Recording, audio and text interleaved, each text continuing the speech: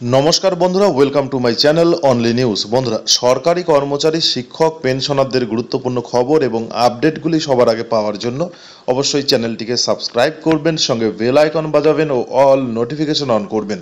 বন্ধুরা, সরকারি কর্মচারী, শিক্ষকদের বেতন ও বোনাস নিয়ে কি বললেন তৃণমূল বিধায়ক কাঞ্চন মল্লিক, আমরা দেখে নেব। ইতিমধ্যেই কাঞ্চন মল্লিকের মন্তব্য ভাইরাল হয়েছে।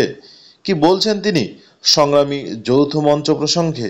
কি বলছেন তিনি সরকারি কর্মচারী, শিক্ষকদের বেতন ও বোনাস সম্পর্কে আমরা জেনে নেওয়ার চেষ্টা করছি।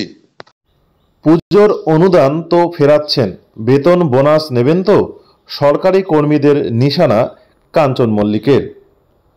কর্মচারীদের নিশানা কাঞ্চন মল্লিকের। কাঞ্চন মল্লিক বলেন, যারা কর্মবিরতি করছেন শাসক দলের বিরুদ্ধে, তারা সরকারি বেতন বোনাস নেবেন তো? আরজিকর মেডিকেলে ধর্ষণ খুনের ঘটনা সমাজের সর্বস্তরে প্রতিবাদের ঝড় তুলেছে। প্রতিবাদ স্বরূপ রাজ্য সরকারের দেওয়া পুজো অনুদান না নেওয়ার সিদ্ধান্ত নিয়েছে একাধিক পুজো কমিটি।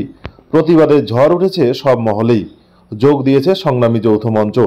এবার এই আবহে সরকারি কর্মীদের নিশানা করলেন উত্তরপাড়ার তৃণমূল বিধায়ক কাঞ্চন মল্লিক। এদিন কোন্নগরে তৃণমূল আয়োজিত ধর্ণা মঞ্চ থেকে কাঞ্চন মল্লিক বলেন, অনেকে দুর্গাপুজোর অনুদান নেবেন না বলেছেন, সেটা তাদের ব্যক্তিগত সিদ্ধান্ত। যারা কর্মবিরতি করছেন শাসক দলের বিরুদ্ধে, তারা সরকারি বেতন বোনাস নেবেন তো? সরকারি পুরস্কার ফেরত দেবেন তো? যদিও তৃণমূল বিধায়কের এই মন্তব্য নিয়ে পাল্টা মন্তব্য করেছে সংগ্রামী যৌথ মঞ্চ।